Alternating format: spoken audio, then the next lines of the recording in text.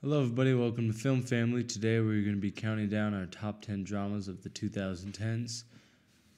I think that dramas this decade has definitely top 2000s because the 2000s seem to fall off a little bit from the 90s, which has a lot of my favorite dramas and some of the best film dramas of all time. There's a lot more complexity and nuance you see, and you also see a lot of independent movies getting more traction just because of the digital age and the ability to watch more movies and whatnot. So, I definitely think it's been a really solid decade for genres, and we're just going to get right into our honorable mentions. Taj? One of my honorable mentions is Drive with Ryan Gosling. Yeah, I keep forgetting his name. I know. I want to call him Reynolds. Yeah, it's I really enjoyed that movie. The style of it, just the whole what it ended up being from what I thought it was going to be when I went into the theater. I don't want to give too much away, but I really think it's one of those movies that deserved to it floated in my list, but then I took it out once I realized the other great movies that were in the decade.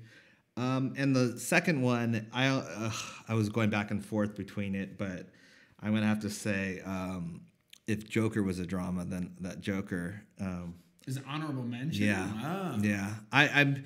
I as I was watching our lists and going through them again, I started realizing I have to be completely real with myself of even if I go off track and like it's something just left field, certain movies really speak to me, and other movies, they're great movies, but they're not like the ones that like 10 years from now I'll watch again. Yeah, and that's even recommend watching. Yeah, and I have to go off of what I would watch again. You'll see with my list, like you'll see. Too. Like, yeah. Okay. Those are it? Yeah. Honorable mentions? I have so many honorable mentions. One of them has Ryan Gosling as Place Beyond the Pines. Oh, yeah. I really liked this movie. I thought from a storytelling perspective, it really kept me on my toes because they switched protagonists. It's a good movie. I really liked it. Rush, I thought was fantastic. I liked it a little bit better than Ford versus Ferrari, but it's another racing film.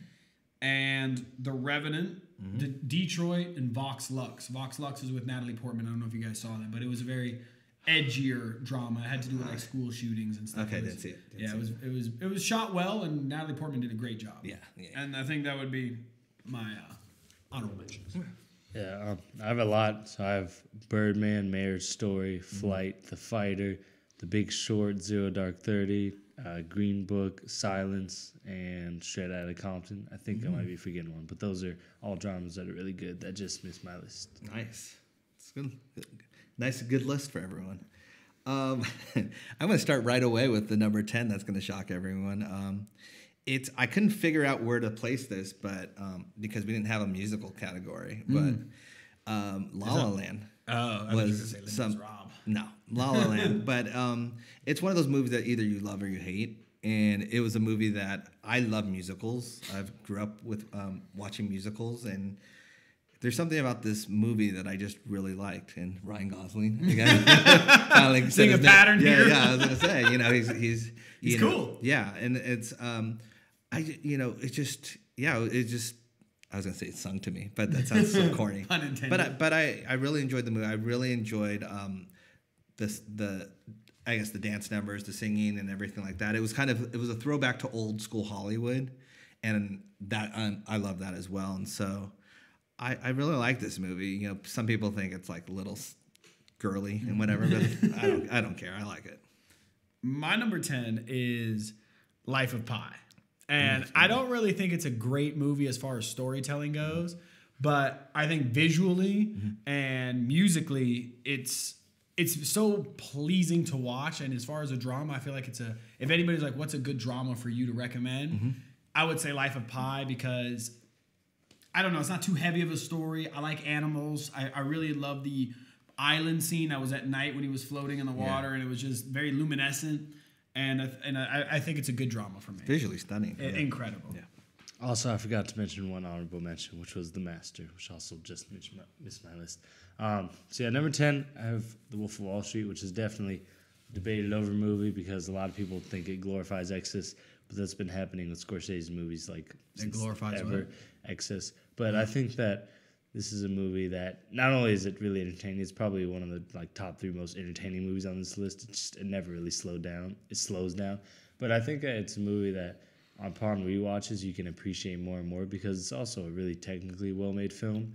It's like interesting because it's, to a lot of people, not even a top 10 Scorsese movie, and he does things that a lot of filmmakers can brag about in their best movie, but he kind of just does them almost effortlessly in this movie. Some of the long takes, some of the camera angles and movements, some of the pacing and editing, it's all just pretty masterful. And for a guy who's doing it in his 70s, just kind of like, it's just another day at work. It's pretty awesome to watch. But I also think it's carried by some fantastic performances, a career best from Jonah Hill. Margot Robbie does a great kind of breakout performance. And of course, Leonardo DiCaprio, who, again, controversial opinion, but still I think puts out the best performance of his career. He's really good. He goes from manic to kind of funny sometimes to kind of despicable and hateable to just completely energetic and relentless. There's a scene where he has to basically not speak English and act like he's just completely out of it, and he doesn't even have cognitive function for 10 minutes. And both he and Scorsese know how to make that type of thing interesting. So this is just a movie I can rewatch a lot. It's definitely one of the most rewatchable movies. It's also a movie that warns against excess. I feel like some people have called this movie dangerous because of how much it kind of glorifies that, and how a lot of young people, particularly men or boys, will watch it and say, well, that's what I need to achieve. But if you're watching the movie correctly, I don't think that's the message you will draw from it. Nice. My number 9 is 1917. Just a recent movie that we just saw, and what I really liked about it, not just be the shooting of it and the shots and all that stuff, is just the journey that you're taking. And it's one of those movies that I thought, okay, is this just a novelty for me? Is it something that's going to wear off? And I'm still thinking about it. I'm still thinking about the movie. I'm still thinking about the scenes and the acting. I love the fact that these people kind of are unknown in terms of that, because it kind of, I don't have to suspend my disbelief a lot in that way. And so I really enjoyed this movie. It was a surprise for me, and according to the Academy, it's doing well too. So wow, it's a good movie. My number 9 is, I had a hard time going back and forth because it was between Wolf of Wall Street and Great Gatsby. Mm-hmm. But for me, I chose Great Gatsby because I feel like I've seen that movie more. Mm-hmm. I know the story a little bit better because I had to read the book in high school. Yeah. And I just like the idea of the billionaire that's very eluded or reclusive, and the way that relationship kind of comes about, as well as it being a period piece. I like the cars, especially the driving scene. Mm-hmm. So that's my number 9. Nice. I have a movie I've already featured on one of my other lists, which is Her. It is definitely a sci-fi drama romance. Personally, I don't like it when people call a movie a romance as a genre, because drama inherently has romance. Drama is anything that's based off of emotional conflict. What about a rom-com? So for me to watch a romance movie like Her, it's definitely a drama at its heart, even if it has romance, because that's just inherently part of drama. And I think to just watch Joaquin Phoenix, I think his character's name is Teddy or something, to watch Teddy as kind of a super big loner who finds something really beautiful in the AI, and as you get to just watch his journey, it's something really poetic about the movie. It's also pretty well shot. It's got a really cool look to it. It's pretty saturated at points, but it also has a futuristic look to it. And a lot of the times it's kind of warning us about some of the dangers of technology and interaction with things that aren't human. And it's funny to see certain characters in this movie who, when they see humans, they almost look not disgusted, but like they don't want to be there. And then you see them in their comfortable place, which is talking to AI. And, that might be closer to the reality than we think. So, yeah, it's a really good movie for me. Nice. My number 8 is Wolf of Wall Street. I know you guys just talked about it. This movie, I don't want to say it reintroduced me to Scorsese, but Scorsese and Leo kind of firing at all cylinders. Yeah, it was amazing. And Jonah Hill was just incredible in that way. That showed me he can do everything. And obviously, kind of that was my first introduction to Margot Robbie as well. So I don't know. I really enjoyed the movie. I enjoyed the plot of it, even though, as Bigi said, there's been some, But for me, it was just a journey of this guy and kind of his downfall in a way. And I kind of enjoyed seeing that. It is about excess, but that's the problem with this world today. My number 8 is Beasts of No Nation. Ooh, this is a Netflix movie with Idris Elba. And, I just love him. I think he's fantastic. Yeah. I feel like there's a lot of movies that are talked about people kind of coming in and stopping the African warlord, or they'll try to do a documentary on this warlord kidnapping kids. But this movie shows what happens from the point of view of a kid who has to slaughter his own family, and then goes into it's one of the People's Republic or something like this, a military. I think it's based on actual events, but not on a true story. And I just think it's so creatively shot and well done. I feel like the young boy, don't remember his name, but he did a fantastic job in there. And my man Idris, I love that guy. So. Yeah, that's why it's my number 8. Love, yeah. At number 8, I have Dallas Buyers Club, which is, I think, a really good movie. I thought you were going to say Die Hard. I still think that Leonardo DiCaprio has a little bit better of a performance than Matthew McConaughey. It's not by much, but it's just a little better. But I think as a movie, I really enjoyed watching Dallas Buyers Club because for a decade that has a lot of movies concerning HIV and AIDS, it seems like we've gotten more and more movies about that. I think this movie handles it in the most mature way, but also in a way that really makes you want to inform yourself. The way it handles just the time period that this movie takes place in, which is like the 80s, and it shows just how kind of ignorant people were back then and how they didn't really understand a lot of the ramifications of how it actually is transmitted and works, and then how you see Ron Woodruff and how he's kind of super masculine at the beginning and definitely against just the idea that he would even have the disease, and how he goes on a very interesting character journey. It's a really good performance from Matthew McConaughey. Jared Leto's also really good in the movie. The whole cast is actually really good. But I think that something I really like about this movie was just that when you see a period piece, when I say period piece, I don't mean just movies from the 1600s and stuff. I think that's what a lot of people think of. But any time that's not contemporary, I feel like it should definitely have people's thought processes and mindsets and how they acted towards each other in that movie. And I feel like a lot of movies have toned it down. But people forget that even 20 or 30 years ago, people were pretty venomous towards each other and pretty ugly about certain ideas and whatnot. And I think just how they portray that in this movie is really well done. So, yeah. My number 7 is something that I didn't even expect. It's really creeped up the list.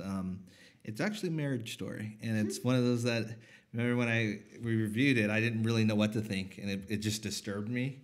It was kind of too true to be, to form.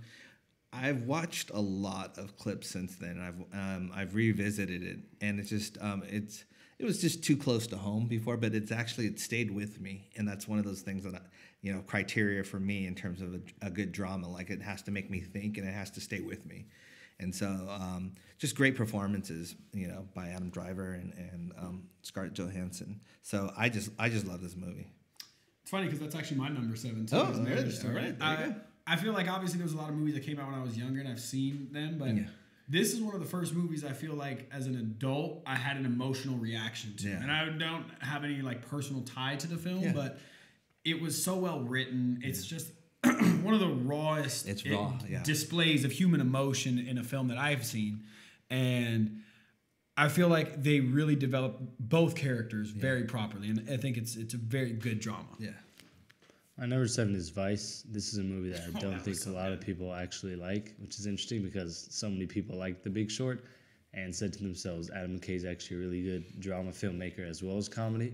But I think a lot of people just didn't really, I'm not going to say they didn't understand this movie because I hate to say that because you never know what people might have just not liked the movie.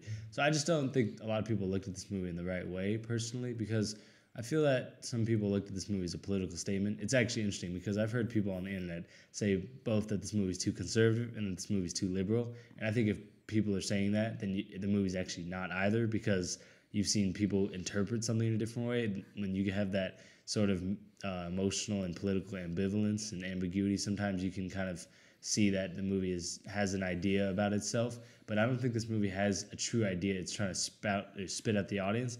But it does have some things that it peppers throughout that really can maybe make a potential point, and that's something I really like about it. And the way it just portrays America and the government, and even occasionally the citizens during the times of 9/11 and post 9/11 America, and how people reacted to it. It's really interesting, and it always kept me engaged. Some people hate the editing too. I love the editing in this movie. Editing is such a basic art form in some ways. I don't mean to say it to disrespect it, but in a lot of ways, it's just sometimes you cut things together, and a lot of those movies will win Best Editing at the Oscars.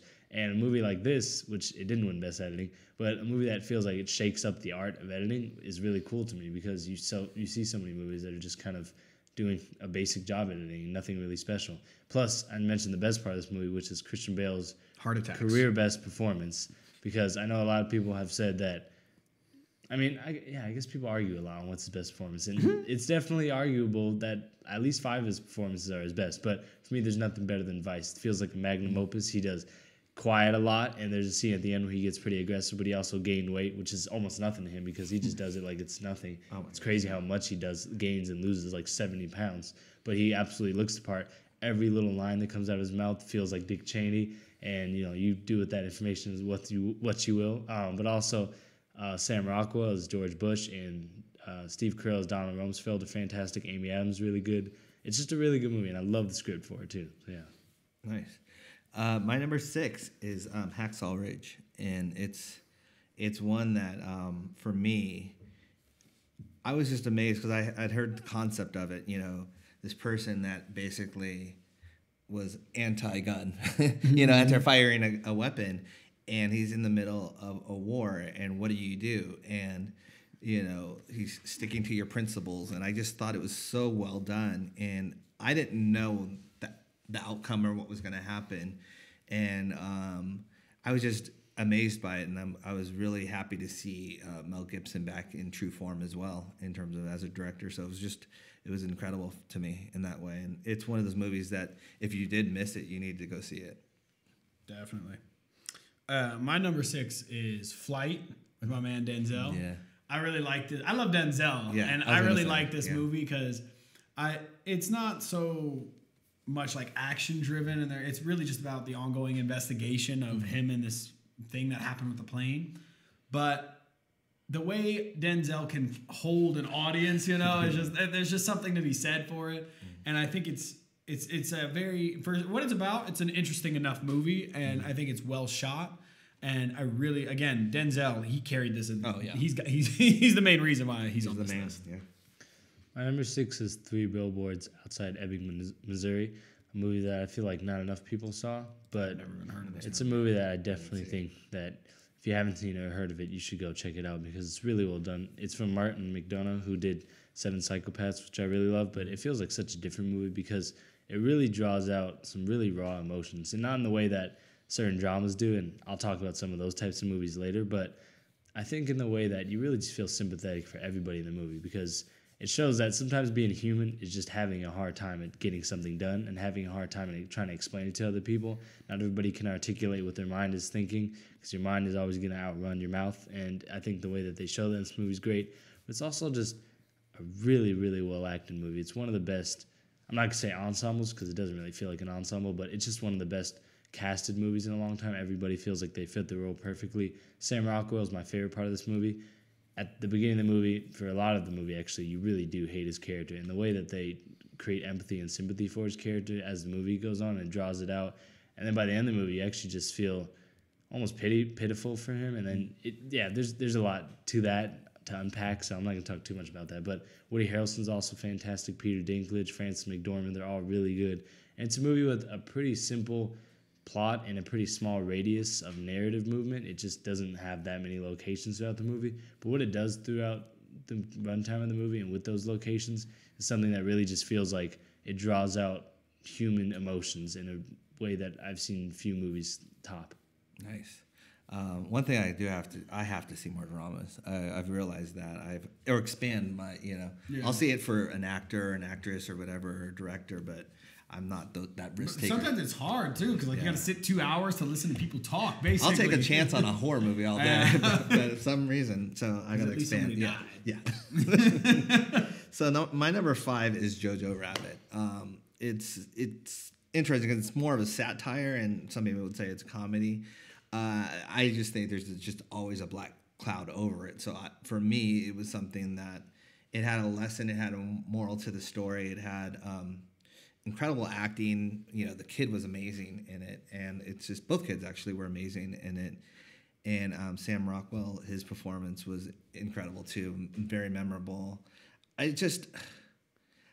it surprised me. I know I said that in the review, but it was one of those movies that I thought this was going to be a disaster. I thought, you just don't touch it, you know. And I was like, wow, Taika is really courageous to touch this subject, but somehow he pulled it off. He made a story that was meaningful, but that also poked fun at certain things, and so that's really hard to do. And it's one of those movies that I've revisited and enjoyed the second time even more. My number 5 is it's actually hard to watch, but it's Nocturnal Animals. Ooh, I've heard that. And I almost qualified it as a thriller, but the reason I didn't is because the story itself is actually all the spooky and the bad stuff that happens in it. I don't want to tell you what happens because you should see it. Yeah. But it happens in a story. And they show both of them simultaneously because the story is metaphorically what's happening in a less violent and less physical way in the protagonist's, I guess, life, you could say. And as she's kind of unpacking this loss that's kind of happening, and she's reading through, I think it's her husband's book or like his last book that he wrote. Right.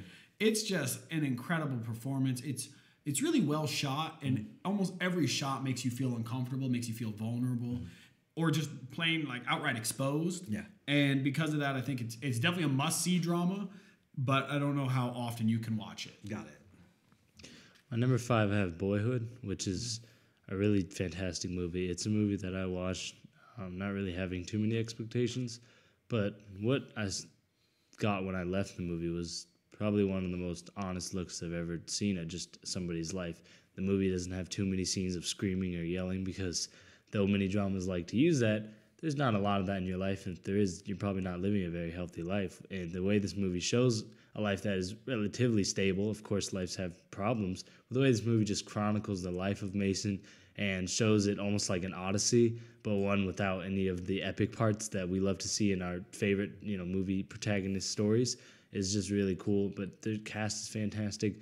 But something about the dialogue for this movie is so impressive to me because when you write a script, you're always trying to think of that next line that's going to get quoted, and you're always trying to think of how you're going to frame the scene to be cool, to make it Tarantino-esque or like a Sorkin movie. But the dialogue in this movie feels so natural and just so honest in how it's said. It never feels like it's anything that people wouldn't say. And even my favorite movie lines, and I have plenty of them, nobody talks like that because, people don't talk as well as movie characters, of course. But everybody in this movie feels like human beings from the realest standpoint possible.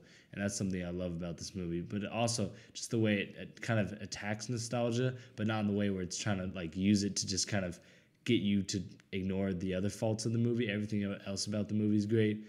Ethan Hawke has my favorite performance in this movie. He actually, as an actor in general, is really good at just making normal dialogue just pop.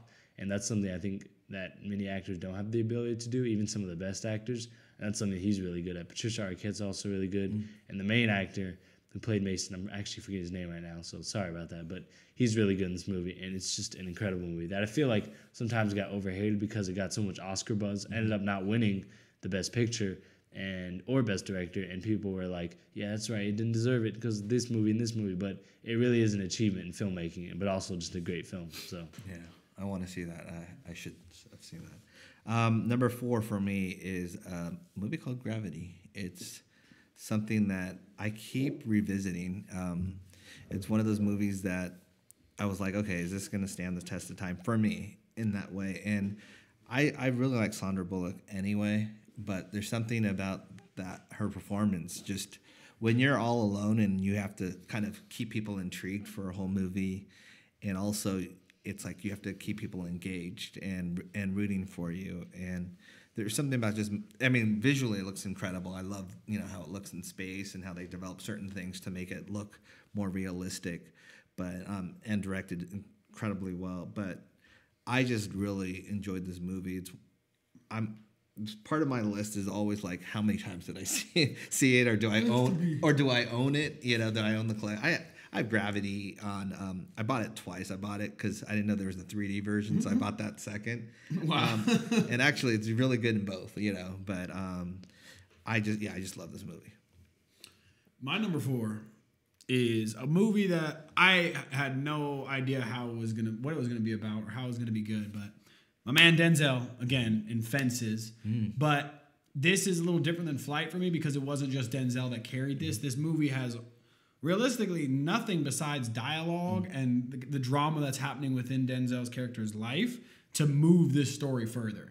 And I think it's Loyola Davis, or am I saying Viola Davis? Yeah. Loyola Marymount. Sorry. Yes. But it's Viola Davis's and Denzel Washington's performance that put it up there, because honestly, if you listen, I can't even tell you what the movie's about. Truthfully, it's a pretty boring summary, but it's such a great example of good acting and quality acting. And because of that, it's definitely a movie that I've seen multiple times, and it's a movie I would recommend to a lot of people. My number 4 is The Irishman, which is Martin Scorsese's movie from last year. And The Irishman, I just rewatched it yesterday just to see how it, would hold up on a second viewing. And I really think this is just another achievement in filmmaking. There's definitely, I think, a lot of people who didn't like it because of how boring it was, because they expected another Goodfellas, wrongfully so. Maybe it was the marketing people's fault for advertising it like it was that. And you do actually get some fast-paced scenes with editing and the classic rock music and all the things that Scorsese is great at. But you also get a lot more of a deeper look at a character that I think Scorsese has ever been able to accomplish, barring maybe Raging Bull. And that's something I love about this movie, because the acting is fantastic. The people who are old in this movie sometimes, in other movies have shown that you can't be on the top forever, and then they come back in this movie and just show, maybe not, but we're also almost as good as everybody around nowadays. We're just not able to do it at the high volume as we were when we were younger. But Al Pacino's so good as Jimmy Hoffa. He's definitely the most entertaining performance in this movie. But Rob De Niro as Frank Sheeran impressed me a lot on the second watching, just as he did on the first, as just to draw such sympathy. And when he plays the old man in the final 30 minutes of the movie, it really breaks your heart to just see all of the sadness that balls up inside of him, and all the loneliness that is created by his old age, and the idea of the fact that there's just not much time he has left, and all the great things he did in his life, or quote-unquote great accomplishments, were kind of just nothing because he just died alone, or he's going to die alone in a room. And that was something that was really poignant to me. But also the rest of the movie is really entertaining. The movie also is constantly flip-flopping on what it wants to be, but not in a bad way, because a lot of movies do that and then it just fails miserably. And the cast's really good. It's really funny too. And yeah, I just think this is a fantastic film. Nice.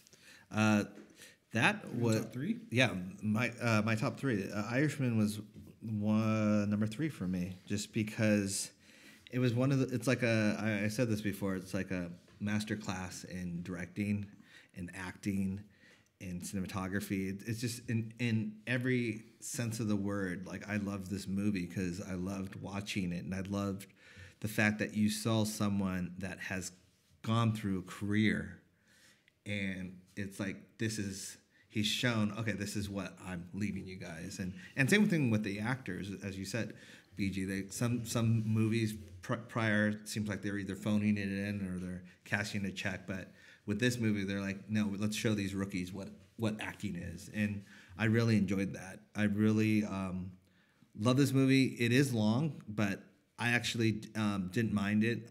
I haven't seen it a second time because it is long. Yeah, no, just because I haven't had the time right now. But I'm looking forward to seeing it. I have it at home, so I'm looking forward to seeing it, a second time. My number 3 is also The Irishman. There you go. So I'm not going to keep adding on to it, but I really think none of you guys talk about Joe Pesci. And that character, I feel like it got played out a little bit, especially after the Home Alones. Yeah. But he brought it back. I feel more refined in this one. It is intimidating. He's the bad guy. He's very intimidating. And this movie it's very long, and that's really my only gripe with it is the length of it. But it's important to really show Robert De Niro's evolution from the beginning until the end of the film. And it's a world-class performance. There's not much else we can add on to this. It's multi-layered, too. Yeah, you can, on your other viewings, I'm sure you can watch certain things knowing how it's going to play out. But the scene that I just bring attention to because I feel like it's so powerful and it just, without even saying anything, it's like when they know what's about to happen to Jimmy Hoffa, yeah. and he's like, it's already done. Yeah. And he's just looking at it, Yeah. And even the audience knows what that means. What that means. It just had a lot of depth to it. So I really like this movie. Yeah. My number 3 is Whiplash, and Whiplash feels like one of those movies that, besides the fantastical and mythological movies that came out this decade, meaning a lot of the blockbusters and whatnot, it's going to be one of the most fondly remembered movies of this decade. Even though it's not technically a directorial debut, It kind of is. But it is just a great movie to have as one of your first movies. And Damien Chazelle does such a good job in this movie. The script is also fantastic. But more than that, it's just a movie that's so interesting. It's about passion. It's about abuse. It's about how relationships can stay like connected even if they shouldn't be, just for one common cause.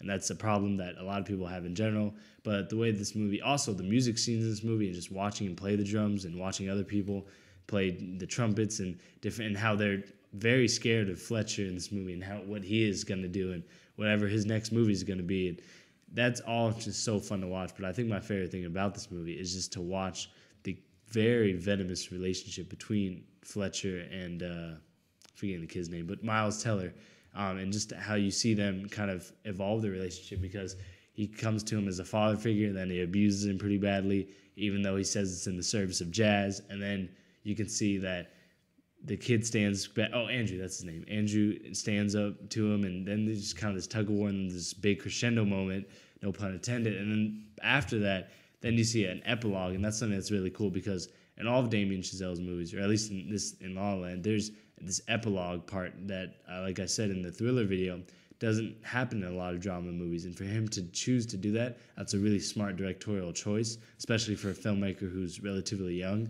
And for him to have those epilogue moments that are arguably as good as the rest of the movie, especially the third act, that's what I love to see out of a movie. And the final 10 minutes of this movie is just intense. You can see the blood on his hands, and you're just like, please let this end. And then when it does end, you're like, oh, I want to see more of those. So it's just a great movie. Nice.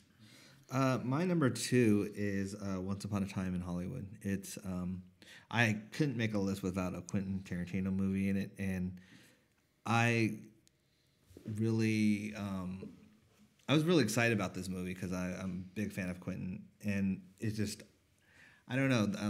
We're gonna debate other movies, on another list, but it's just, for me, I love Hollywood in general, and I love that this is kind of his homage to Hollywood. But I love Leonardo's performance, Brad Pitt's performance.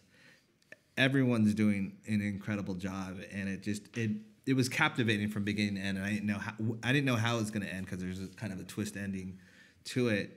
But at the same time, it was it never felt like it wasn't Quentin Tarantino. When you step into his set and his world, it's his world and his set, and it's his movie. And I love that about him as a director. You're getting what he is. And so I really enjoyed this movie. Geez, Tosh, we're matching on 3, because that's also my number 2. Yeah. Is Once Upon a Time in Hollywood. And besides all the stuff that he just said, I thought, Brad Pitt and Leonardo DiCaprio, great performances. Yeah. I like that he did that little twist, because it is not what you expected it to be. Yeah. I agree, it's very Tarantino. I love the homage back to the classic Hollywood. Yeah. And I just feel like, as a movie, this is a movie that's not necessarily based on action. It's not necessarily based on comedy, but it incorporates a lot of that so well that it's almost an all-around good movie for me. And it's a solid number 2 pick for me. Yeah, my number 2 is Moonlight, and Moonlight is a movie that I saw in January of 2017 after some of the hype had died down, and I didn't really know what it was about. I just went to see it because I wanted to see a movie that I knew was going to be at the Oscars, because it was getting all this Oscar buzz. And I remember seeing it and just being kind of emotionally floored, and not in the way that I am in a movie like, The Avengers, when Tony Stark dies, or when my favorite movie hero dies.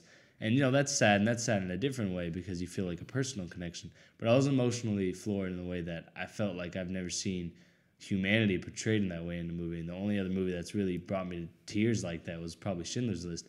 And Moonlight just a lot of times did that. And throughout the whole movie, I was just kind of really thoughtless, and not in a bad way, in the way that I was not able to really think about the movie, as it almost felt like it just was putting you right aside Chiron, and just kind of watching his journey. And it's told in 3 chapters, which a couple other movies have done in chapter segments in their movies.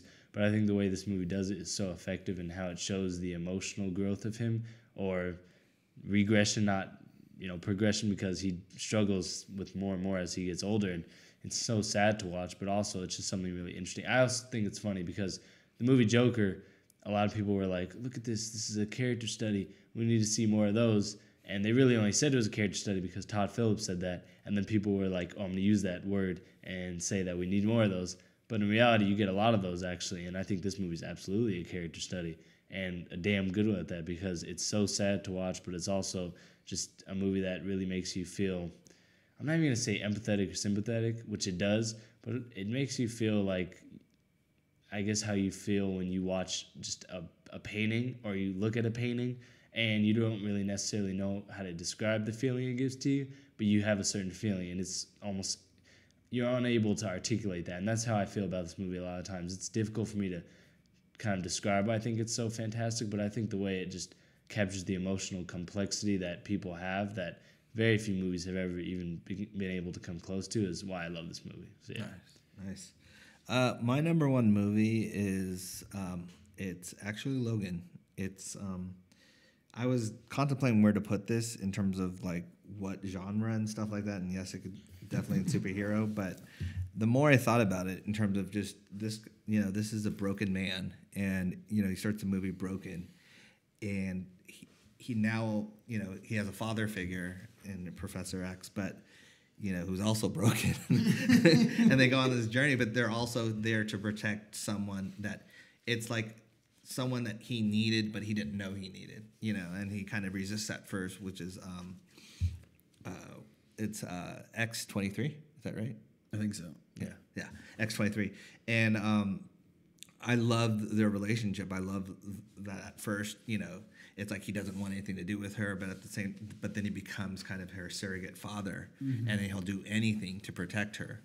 And I think the anchor for me was Hugh Jackman, his performance, and the jacked man. I can't say enough about it in terms of, I always talk off screen about, one of the things I love about superhero movies is that from the past is that these people are acting like as if it wasn't a superhero movie, that if it was Shakespeare or something very serious, and they take their role very honorably.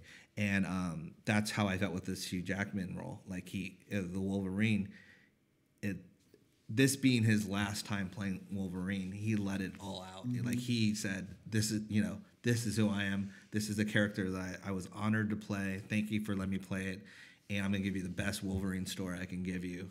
And, old man Logan. Sad just talking. No, but it's amazing. I have to be honest and say, this is one of those movies that I can keep watching and watching, because there's something about, just it has different elements into it. There's a road story to it, and so, yeah. My number one is a movie I saw recently, like a year after it came out, and it's The Green Book. I thought this movie was fantastic. I feel like it deals, I don't know the main two actors' names, but one of them's from Lord of the Rings, and I've seen the other guy before. I'm just not good with names. But it deals with racism, classism, a bunch of other isms in there and dichotomies, but those are the two ones that really spoke to me, and I really liked how you see almost like a working man vibe from the Italian, and then a very cultured and upper class vibe from the pianist. And also the way he played the piano was just, there's so many great things about this movie, and it's an interesting relationship that builds. One that kind of comes it comes from disdain. They kind of both don't like each other because they're so opposing to each other. But then they develop an understanding, and I just think that's a really awesome story. And it's, if you haven't seen it, I definitely recommend seeing it. It's the best drama for me for this decade. Cool. My number one is The Social Network. I was really going back and forth between this and Moonlight, but I think when I look at a movie, I have to account for craftsmanship, and I think in all of the movies I've ever seen, there's not many films that are quite on par with this in terms of the craftsmanship I see in it, from directing to screenwriting to cinematography to editing to the music in it, and a whole bunch of other things that sometimes you can't even see because they're invisible and in between the details of the movie. But something about this movie that I think is so great is that it has all young actors. They're all, I don't know each of their individual ages at the time of shooting this movie, but they're all young, and it feels almost as if David Fincher is an old war general who leads his new young troops into battle, and the other people underestimate them, and then they drop, they win a battle, and I guess that metaphor is probably going too long. But what I'm trying to say is that they made one of the best movies of the decade in a movie that was so important to come out at that time. Facebook hadn't been under Supreme Court scrutiny yet, but it also was the biggest thing at the time. Everybody loved Facebook, everybody had Facebook, and the way it just breaks down. And I don't care about the truthfulness of the story, because no movie ever based on a true story is a fully true story, because no story ever told is fully true, because they're all biased. But I think that when you look at this movie and you just see the way it breaks down the story and the way that it takes multiple perspectives and never truly vilifies or deifies Mark in this movie, who Jesse Eisenberg drops a fantastic performance with, and just the way that it breaks down his relationship with Eduardo and Sean in the movie, and then the way it kind of lets it all crash down, and the way that there's never really any actual physical conflict. I know dramas there usually isn't, but in this movie, it really feels like people never even come close to hitting each other. They always feel like they're just verbally battling, and that's what comes out of an Aaron Sorkin script, some of the best insults and told in some of the best ways that you can imagine. And David Fincher directs this movie. Like, this is one of those movies that you can watch, even if you're not a big film fan, you would say to yourself, that is a well-directed movie. And if there's any movie to show that the Oscars don't really know what they're talking about, I think it would be this movie, because the fact that they gave The King's Speech Best Picture and Director over this movie is still next to, probably not giving Best Picture or Director to Raging Bull and a couple other movies, in terms of just complete and utter insanity to me, because I don't even think The King's Speech is on the same plateau or planet as this movie. This movie is just one of the few movies that I could genuinely call perfect, and I would not ever have a second thought about it. And yeah, there's a lot more I could say about this movie, but it's fantastic, and I think it's the best movie, or the best drama of the decade. So yeah, if you have a list or you liked one of ours, let us know down below, and thanks for watching. Like and subscribe, and we will see you next time.